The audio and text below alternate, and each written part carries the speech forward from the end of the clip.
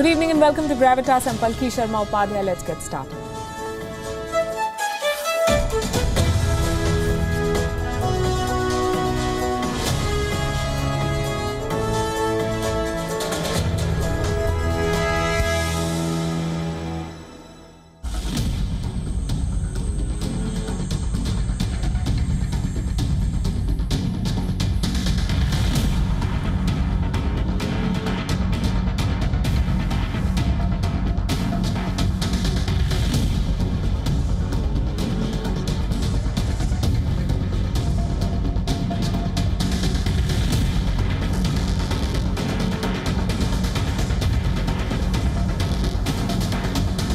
Pain and suffering in the future.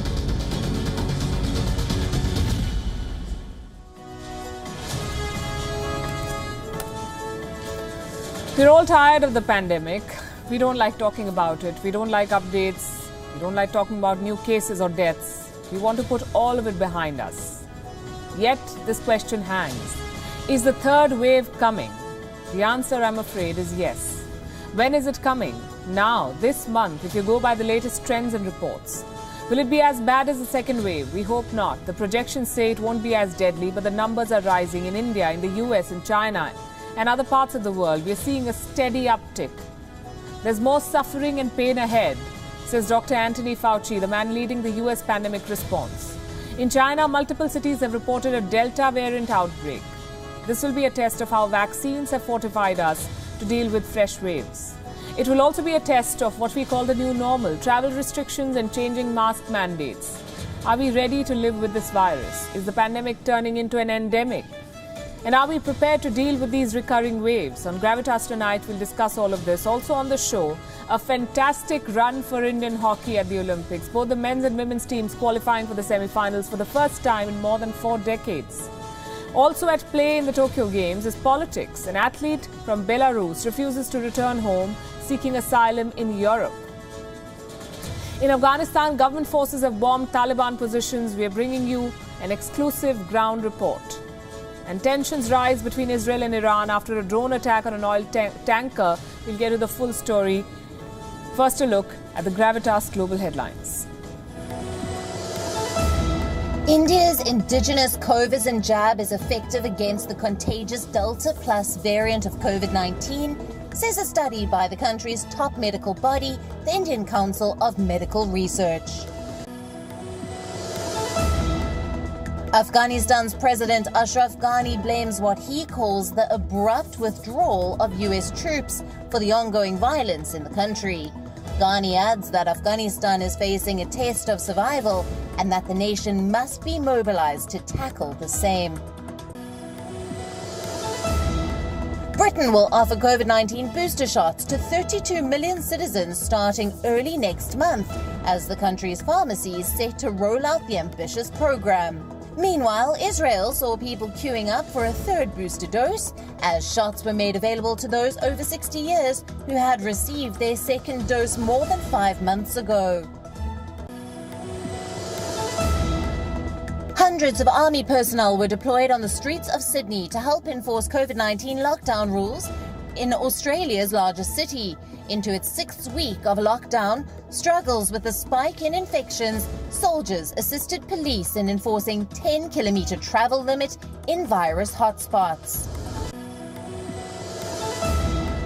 Israel's top court offers a compromise formula on evictions in the controversial Sheikh Jarrah neighborhood, which would allow Palestinian families to continue living in the homes for another 20 years, while paying rent to the Jewish trusts that owned the land before 1948. At least 5 people died, including 3 Hezbollah members, when a funeral procession for a party member was ambushed. Several people were wounded in the exchange of fire between members of the Lebanese Shiite group and Sunni residents. In southern Turkey, dozens of villages were evacuated in tourist areas as wildfires continue to burn to a 5th consecutive day. This as blazes raged through Greece, Italy and Spain and were fanned by rising temperatures and strong winds. These fires have been attributed to climate change.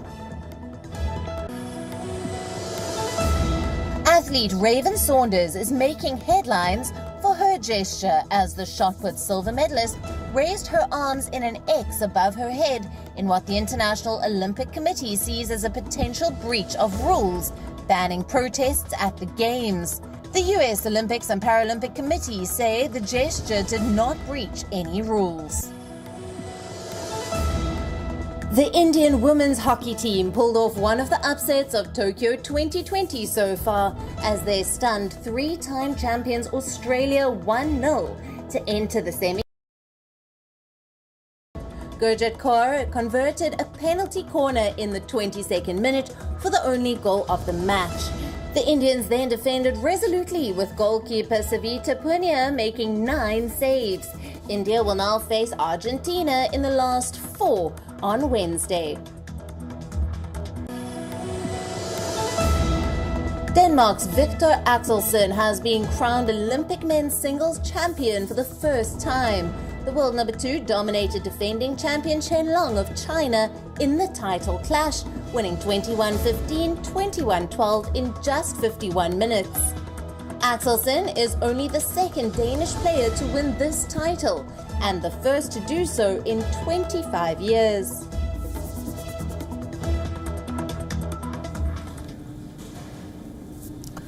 This is a story I absolutely don't like to begin with or report at all. A surge in virus cases, yet here we are talking about the third wave already.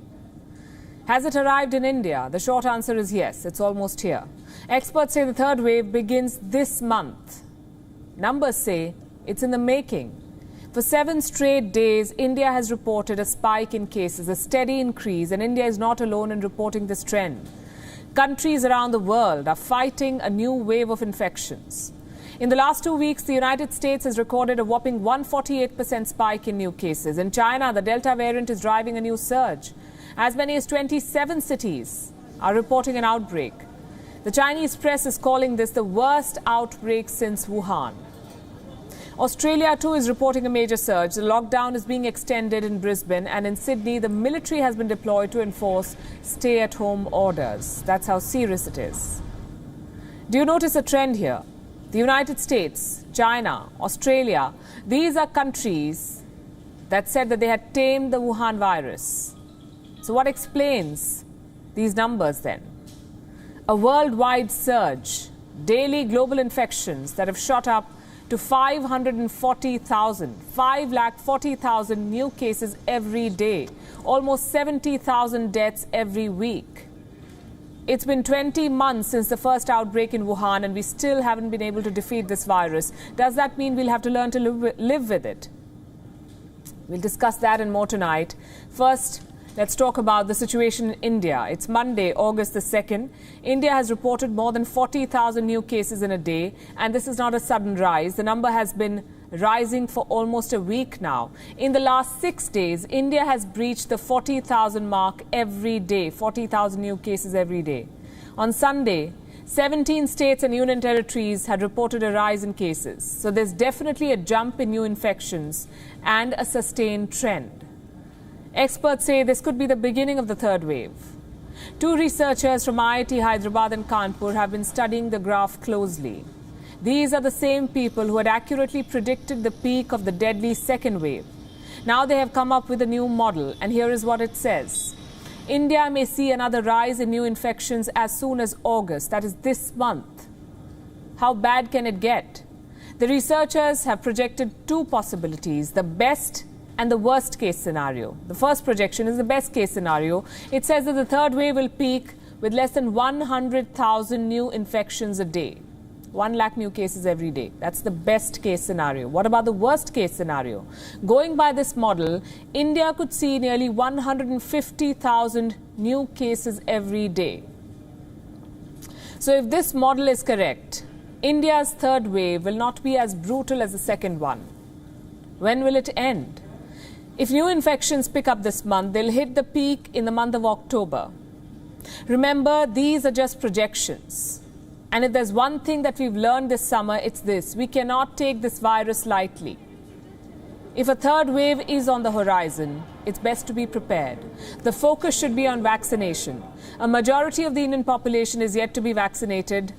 Look at the numbers. Close to 27% of the population has got one dose. India has a huge population and a lot of people to cover. 27% have got one dose. Almost 8% are fully vaccinated. The challenge is immense. So there is a risk of widespread infection. Now look at the United States. Almost 50% of the country is fully vaccinated, and yet the infections are rising.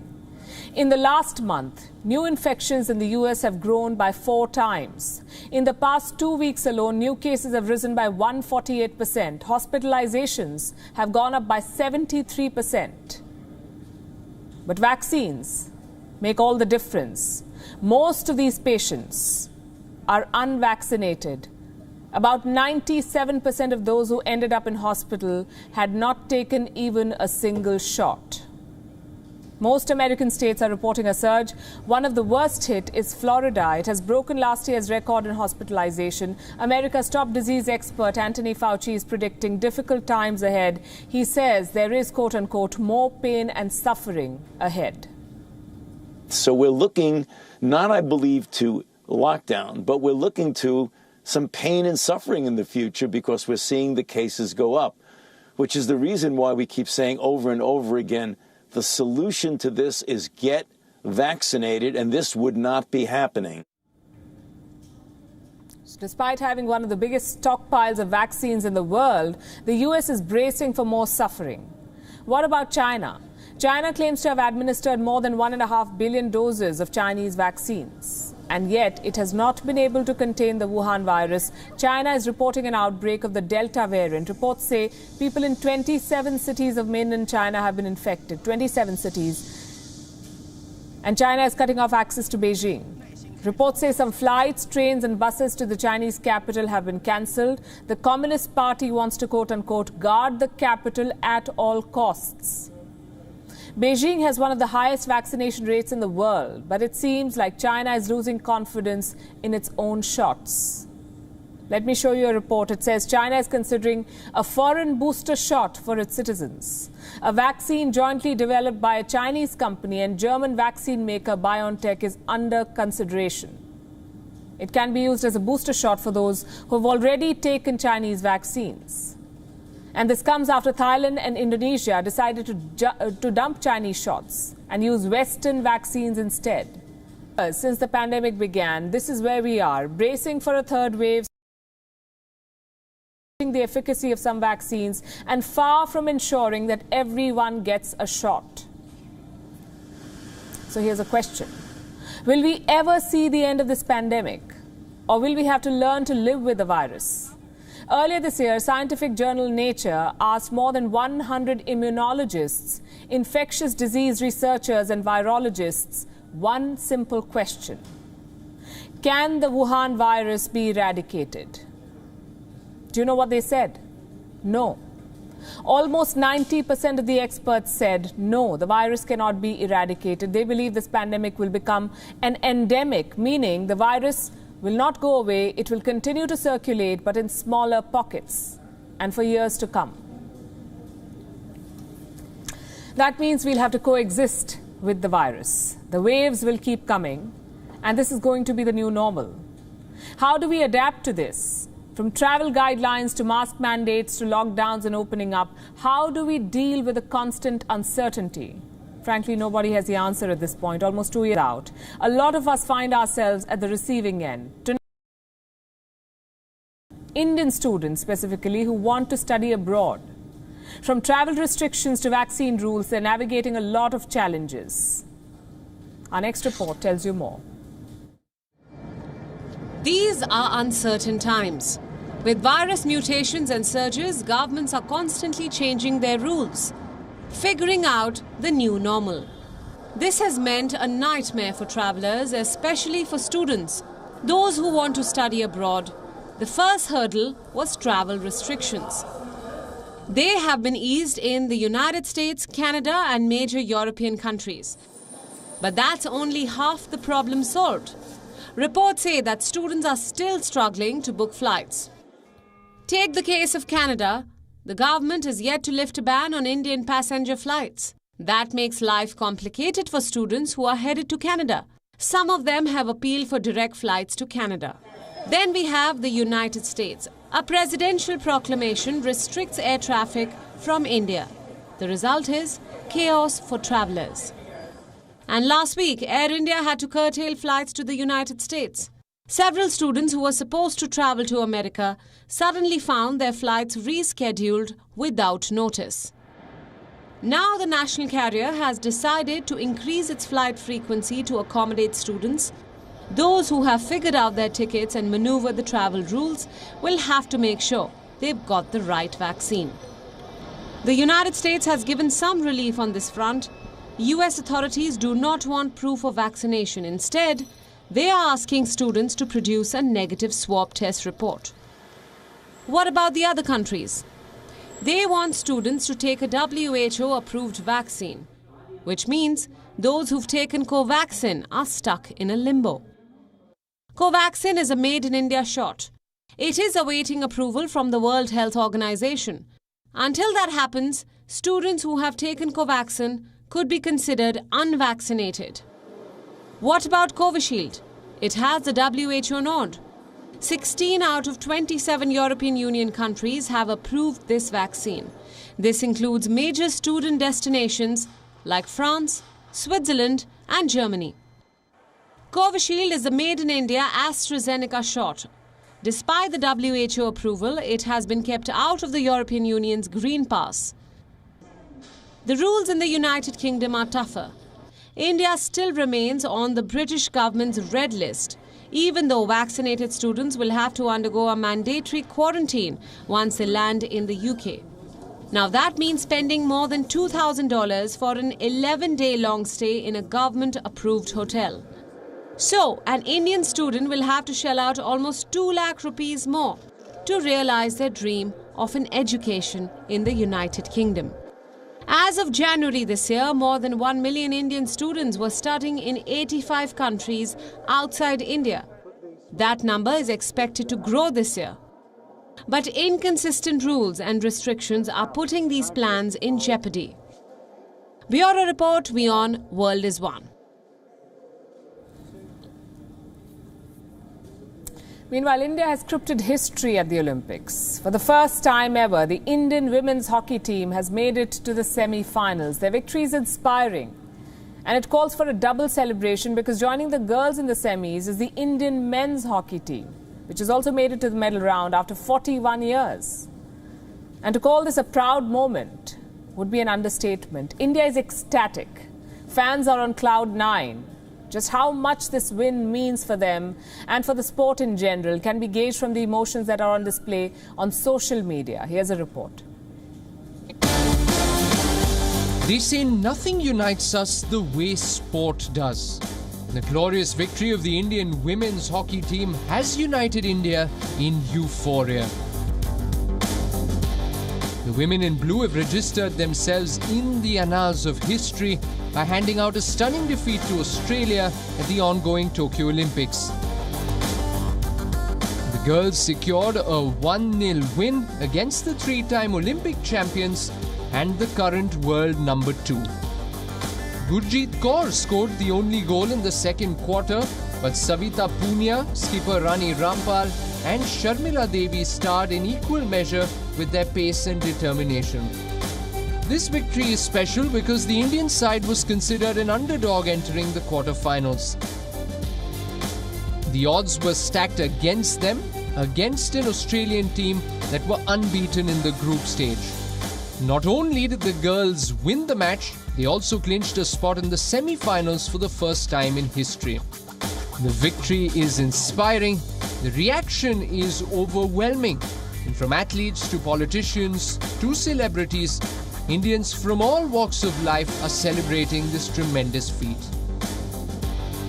Former tennis player Somdev Devarman has thanked the ladies for making us believe. Wrestler Sakshi Malik has thanked them for doing the unthinkable.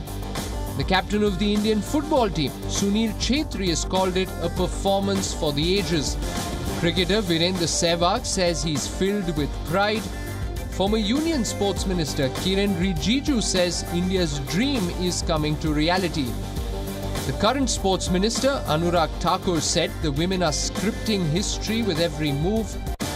And the man perfecting their moves, Coach Short Marin, shared an epic selfie with the squad, apologizing to his family for not coming back anytime soon. His sentiments were reiterated by an on-screen coach, actor Shah Rukh Khan, who asked the team to bring some gold on their way back. In a 2007 film, the actor played a role inspired from the lives of Maharaj Krishan Kaushik and Mir Ranjan Negi, two former coaches of the Indian women's hockey team. To sum it all up, emotions are running high in India. The girls have done the country proud, and the boys are not far behind. The Indian men's hockey team has overcome 41 years of heartbreak at the Olympics by qualifying for the semi-finals after a nerve-wracking victory against Great Britain.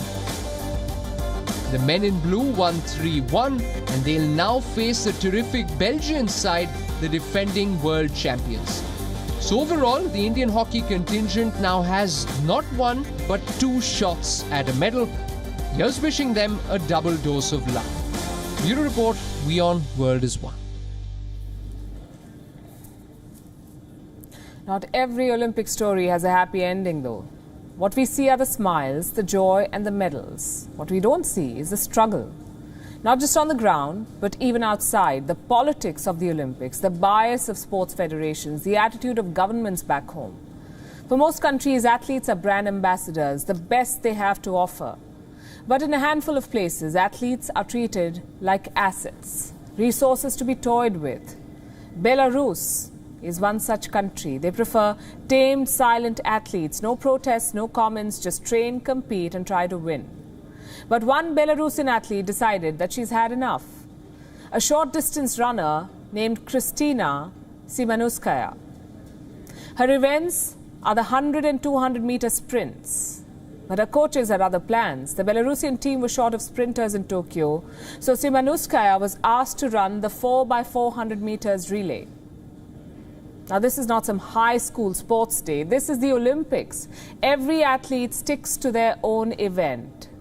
So naturally, this one lashed out. She criticized her coaches on social media, and guess how Belarus responded? By trying to make an example out of her.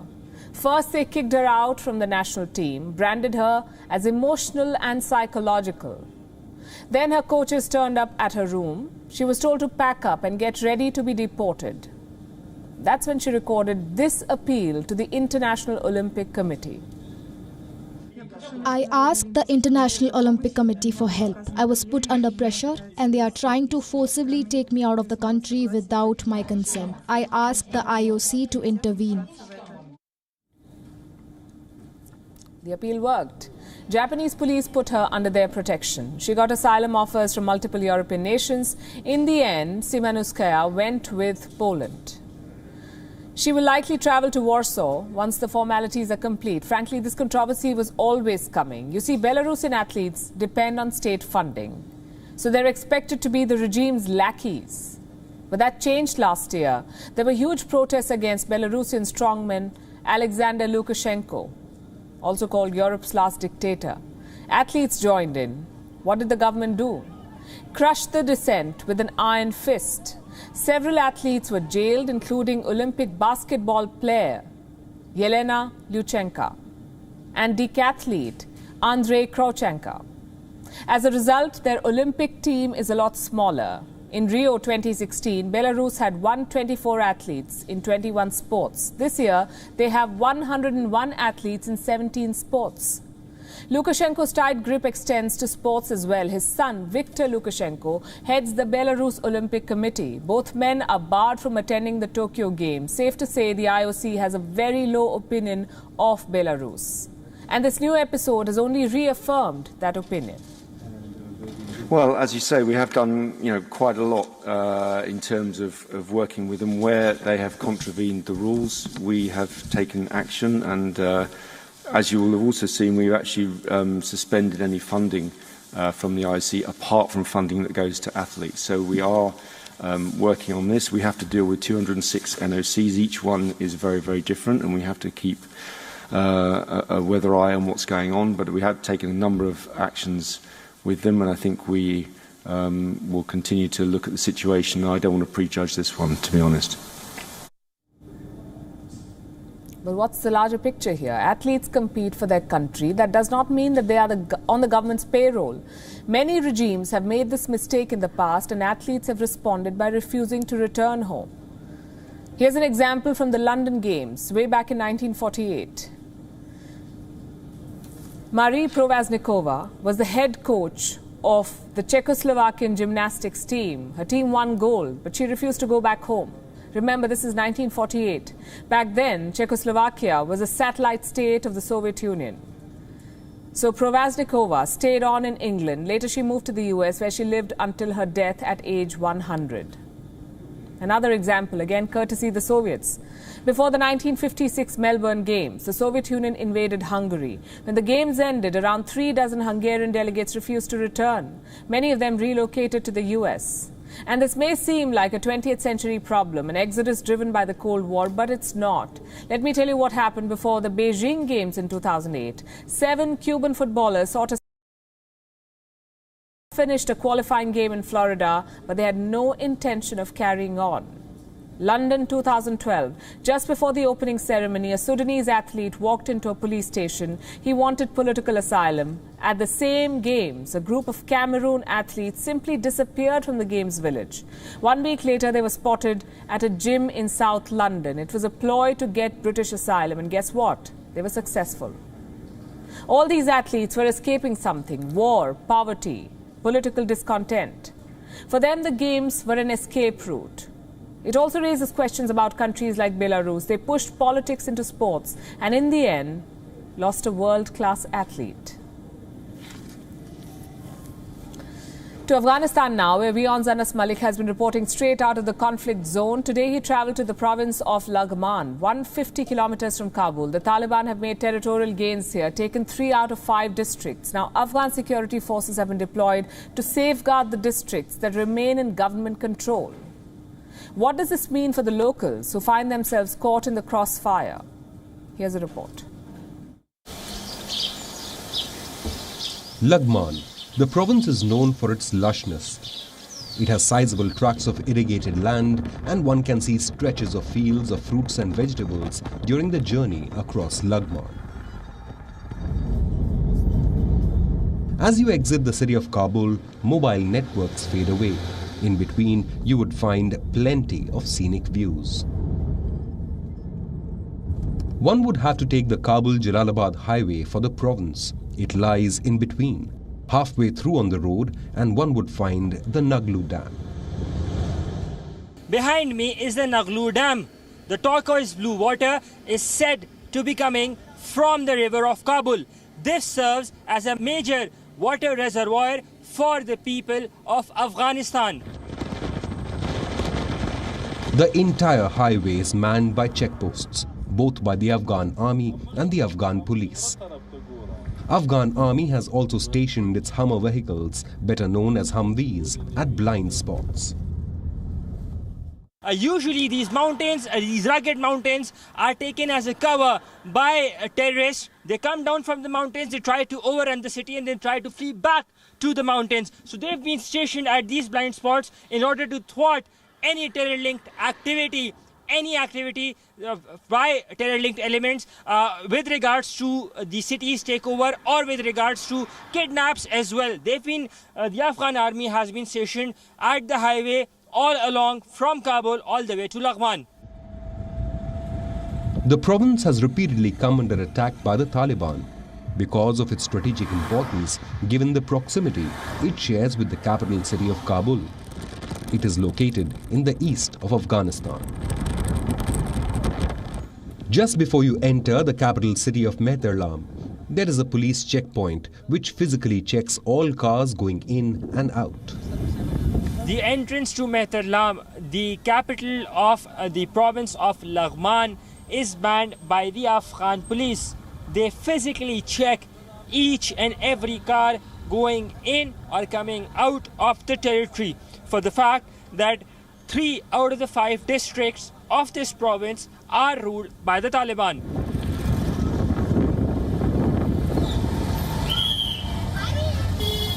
The scene in the city, which runs for about 6 kilometers on the road with its hustle and bustle, is in stark contrast to where we have travelled from. I'm standing in Meterlam, the provincial capital of the province of Laghman. Meterlam is about 150 kilometers from the Afghan capital city of Kabul. It's a 3-hour drive which has a major Pashtun population. There are 5 districts in the province of Laghman. 3 among those 5 are being ruled by the Taliban. Just 6 kilometers beyond is the last checkpoint, beyond which the Afghan government-controlled territory ends. We were advised not to go beyond the checkpoint. There has been fighting, there has been repeated attacks beyond this checkpost that is behind me, which has the Afghan flag, is where the Taliban rule the territory. Beyond this, it's not safe. We've been advised to not travel beyond this point.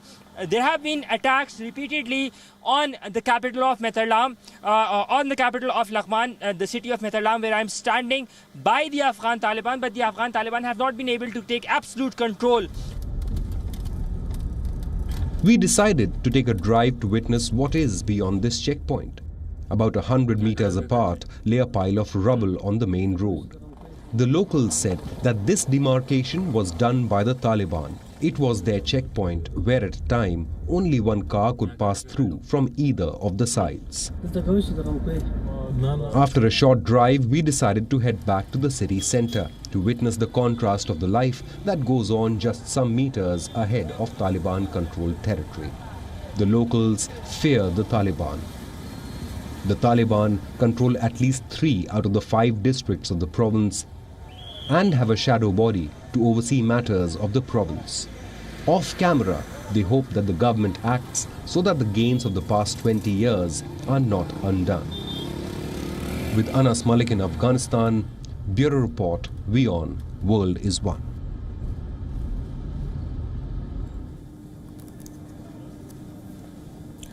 A new controversy has reignited an old rivalry in West Asia. An oil tanker managed by an Israeli billionaire has been hit by a drone attack. This happened last week. We still don't know who ordered the strike, but in that part of the world, conjecture flows. The US, Israel and Britain are blaming Iran for this attack. Tehran says it had nothing to do with it. Saber-rattling between Israel and Iran is not new, but with both countries installing new regimes, could this be more about posturing than politics? Our next report explores. The West Asian seas are boiling again. 2 familiar foes, a volatile stretch of water, and an attack that has many explanations. At the center of the row is this ship, Mercer Street. Like most vessels nowadays, its ownership is complicated. Liberian flagged, Japanese owned, and Israeli managed. Last week, the ship was attacked by a drone near the waters of Oman. 2 crew members lost their lives. The Israeli company suspected piracy, but the intel community was onto something more sinister. They suspected an Iranian hand. I just heard that Iran, in a cowardly manner, is trying to shirk its responsibility for the incident. They are denying it. So I determine unequivocally Iran is the one that carried out the attack on the ship. Iran's bully manners are dangerous not only to Israel, but also harm global interests, the freedom of navigation and international trade. Intelligence evidence of that exists, and we expect the international community to clarify to the Iranian regime that they have made a big mistake. We, in any case, have our own way to relay the message to Iran.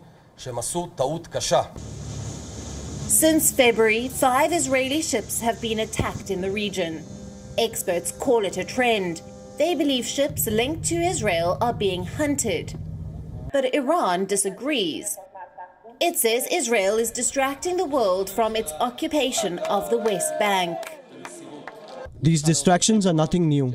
We see these distractions every once in a while, especially when good things are about to happen in the region. I have stated this once and I will repeat it. The regime occupying Jerusalem has brought with it insecurity, violence, terror, and war wherever it has gone. And for this reason, those responsible are those who have brought this regime to the region. This isn't the first maritime accident in West Asia. And this isn't the first time Israel and Iran have blamed each other for it. But the political climate is different. There's a new prime minister in Israel and a new president set to take over in Iran. Both leaders want to stamp their authority. What better way than targeting their sworn enemy? Both the United States and Britain also blame Iran for the attack. US top diplomat Antony Blinken spoke to Israeli Foreign Minister Yair Lapid. He promised American cooperation, not just to investigate, but also retaliate. With hardliners in Israel and Iran, West Asia is headed for a tumultuous period. There is a flavor of frenzy to this decades-old conflict. A flavor that could overpower diplomacy and deal-making. Bureau Report, WION, World is One. Diplomatic appointments rarely make headlines, yet Joe Biden's pick for the new US ambassador to India is all over the news in California, not for his appointment to India, but for his actions at home. We're talking about Eric Garcetti, the mayor of America's second largest city in the land of Hollywood, Los Angeles. Mr. Garcetti has been selected by the American president to serve as the country's new ambassador to India. If his appointment is confirmed by the US Senate, which is a mere formality, Garcetti will be moving into the sprawling Roosevelt House in New Delhi and taking command of the American embassy here. And as we look forward to hosting Mr. Garcetti in India, it's worth tracking some recent developments involving him. Last Thursday, some 50 protesters descended on Garcetti's mayoral residence in LA. They vandalized his home, leaving behind trash and graffiti that read, "Your sweeps are violent, we will not be silent." And housing is a right. This is what the people said. What was this about? A new ordinance which the mayor had passed the same evening. It's an anti-camping ordinance which prohibits sitting, sleeping or storing items on public properties anywhere in LA. Basically, using public property for personal means. The LA City Council approved this ordinance with a 13-2 vote last Wednesday. The mayor signed it into law the next day, and this angered some people who say the law will turn homeless people into criminals. You see, Los Angeles has long struggled with a homeless crisis. Let me show you some images. Images of illegal encampments present all over the city. The pandemic proliferated this crisis. Many more camps came up. The mayor wants to restrict such encampments. The people say the move is discriminatory because they have nowhere else to go. Listen to one such voice. When COVID first started, they almost in a sense, allowed us to be out here and didn't really push anything, As time went by, then it became an issue, and then now they started putting all these rules and telling us that we can't be here or there. Now, in the mayor's defense, he has set up a shelter program for those without a home, but it's not enough to stem the tide of homelessness, driven by high rents, family disputes, and the virus. For every person finding a spot in a shelter, someone else is becoming homeless. Critics say this largely is Garcetti's fault. They point at the numbers. When Garcetti was elected the mayor in 2013, homeless people stood at 23,000. By 2020, that number had grown to 40,000. In 2021, they have grown to more than 66,400. That's almost a 50% jump. It's a serious crisis. And the mayor's new law could make it worse. And I'm not the one saying it. The people of Los Angeles are. And they also have some serious questions to ask of the mayor. If you kick us out of here, it's not like we're not outside anymore. We still live outside. We're homeless. So if you get us out of the park, we're just going to have to find someplace new to sleep outside. But the issue is they made all of outside illegal. So wherever we go, we're going to be harassed and told to leave. I understand society correctly. Tax dollars go to the government, and the government uses that tax dollars to help out the citizens. Clearly, that's not happening. So what's going on with the money? What's going on with the money, he says. We don't have an answer to that. What we can tell you is that this is not the only controversy surrounding Eric Garcetti. Let me show you a headline. It's from November 2020, when BLM organizers staged a protest in LA. That's Black Lives Matter, BLM. They were asking Joe Biden to not pick Eric Garcetti for any cabinet position in his administration. Why was that? Because they said Garcetti had failed in handling the Los Angeles Police Department, the LAPD, which has often been accused of using violent and abusive tactics against communities of color. And there's more. A month prior, in October 2020, one of Eric Garcetti's key advisors was accused of sexual misconduct, of improper behavior, which some ex-employees at the mayor's office say Garcetti was aware of. In a lawsuit, they said that Garcetti knew about his advisor's behavior but did not do anything to stop it. The mayor has categorically denied this allegation, saying he knew nothing. But the American media still does not agree. On the 9th of July, Forbes carried this headline saying Biden chooses scandal-plagued LA Mayor Garcetti as India ambassador. Some reports even claim that the selection is not based on merit, but on Garcetti's closeness to Joe Biden. They say that he is a long-time Biden loyalist, having served as the co-chair of the Biden-Harris 2020 presidential campaign and a co-chair of the Vice Presidential Selection Committee. He has now been chosen as the next U.S. ambassador to India. Well, here's wishing Mr. Garcetti a smooth transition to New Delhi. Along with that, hoping that the Biden administration will clarify on the many controversies surrounding this appointment. India is at the helm of global policy making. India is now the president of the United Nations Security Council. It's a rotating presidency, UNSC. And this is not India's first. It is also a far cry from where India should be at the United Nations. It is, nonetheless, an opportunity for New Delhi to push its foreign policy goals. Our next report explains. August 2021. India is set to begin the 75th year of its independence. India enters this year as a leading world power, as the president of the United Nations Security Council. It is a rotating presidency with India at the helm in the month of August. Indian Prime Minister Narendra Modi will be making history. He will become the first Indian Prime Minister to preside over a meeting during India's presidency at the UN Security Council. Prime Minister Modi will be addressing the Council virtually during a debate on maritime security. His message to the world? India knows how to lead from the front and is ready to play a larger role at the United Nations.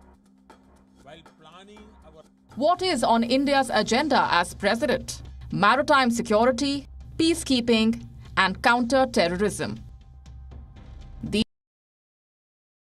India's foreign policy priority? Take maritime security, for example. India believes in a rule. The UNSC president, India has the chance to highlight this. It is also an opportunity for India to 1. Address China's aggressive posturing in the South China Sea. 2. Deliberate on the problems faced by its Southeast Asian allies. 3. Shine light on the growing presence of Chinese ships in the Indian Ocean region. And 4. Make leaps towards becoming a major blue economy.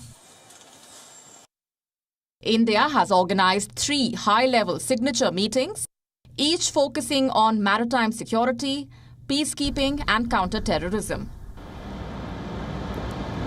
One must remember, counter-terrorism is to Pakistan what maritime security is to China. In other words, India has both its interests and adversaries in mind, as it sits at the helm of global policy making. Islamabad knows this. Pakistan will be watchful, said Pakistan's ambassador to the UN, Munir Akram. This is what India's External Affairs Minister, Dr. S. Jaishankar, tweeted.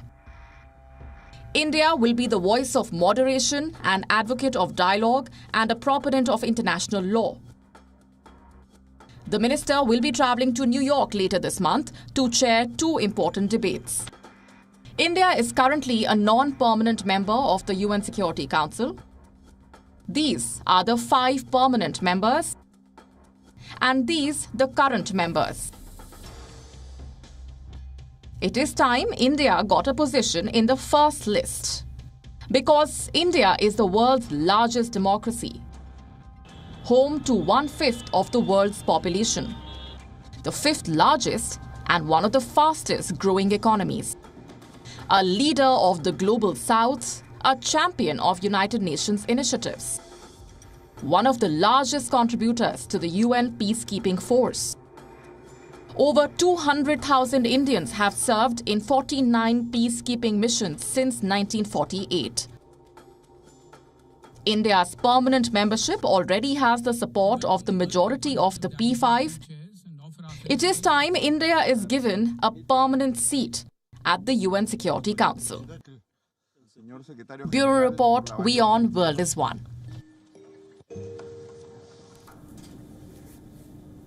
How was your Sunday? It was the first Sunday of August. It was Friendship Day. What did you do to celebrate your friends? Well, here's something that I observed yesterday. Friendship Day celebrations this year were perhaps the biggest in recent history. They may not have been theme parties or packed clubs, but there were some heartfelt posts on social media and some sincere messaging. So many people shared photos of their friends, shared fond memories with friends. It was almost a throwback to school days and the slam book era, by which I mean there was such sincere messaging, messages penned down for friends. I don't remember the last time the world was this grateful for friends. What do you think happened here? The Wuhan virus pandemic, it taught us the importance of friendships. It tested our friendships. And it did so by changing the very definition of friendship for some. The pandemic made friendships virtual. There was no going out, no meeting up for coffee or drinks, no impromptu trips and night outs, no Sunday brunches, no shopping sessions. Many friendships did not survive these restrictions, but the ones that did became stronger than ever. Friends became our pillars of strength. One of our biggest support systems during the lockdown. They checked upon us. They made time for our virtual meetups. Friends helped us recover from the loss of our loved ones. Many upheld the sanctity of friendship even in death. They came to the rescue of their friends' elderly parents, family members who were struggling financially after the loss of their breadwinner. This pandemic, friends became family. We also found friends at unexpected places. People got chatting at isolation wards, became each other's emotional crutches as they recovered from a deadly virus far from home. Strangers became friends on social media as they exchanged numbers, emergency numbers. Colleagues became friends as they shared stories of struggling with work-life balance. While friends became family, family also became friends as they played board games together, baked banana bread, indulged in DIY projects to get over the boredom of lockdowns. This pandemic also taught us how to be better friends. We'd always heard that a real friend stands by us through thick and thin. This pandemic taught us how to be that kind of friends.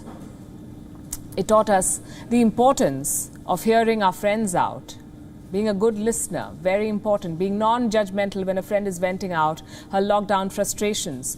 The pandemic taught us that friendships are not all about going out for good meals. It's also about listening to your friend complain for hours about not being able to go out. The Wuhan virus pandemic taught us how to be good friends and why we all should have good friends in our lives. Come to think of it, the unprecedented celebration this Friendship Day is hardly a surprise. Now, why do we celebrate Friendship Day on the 1st of August? What's the story? Well, no one really knows. Different dates have been proposed through history to celebrate friendship. In 1930, Joyce Hall, the founder of Hallmark Cards, proposed the 2nd of August as Friendship Day. In 1958, the World Friendship Crusade declared 30th of July as International Friendship Day. The date was endorsed by the United Nations General Assembly in 2011. But years before that, in 1988, UN Secretary General Kofi Annan's wife named Winnie the Pooh the world's ambassador of friendship at the United Nations. While dates change with age, so did celebrations. There was a time when Friendship Day was all about gifting cards, greeting cards and gifts. In schools, we would exchange friendship bands. Friendship Day then became all about parties and clubbing. And in the middle of the pandemic, it became a day of gratefulness. No gifts or cards or bands, just being thankful for some of the most special people in our lives. It's never too late to tell our friends how much we love them and how much we value them. And in case you haven't yet, take some time out and message them right away. It's a good note to end on. We're leaving you as always with Gravitas Images. Thanks for watching.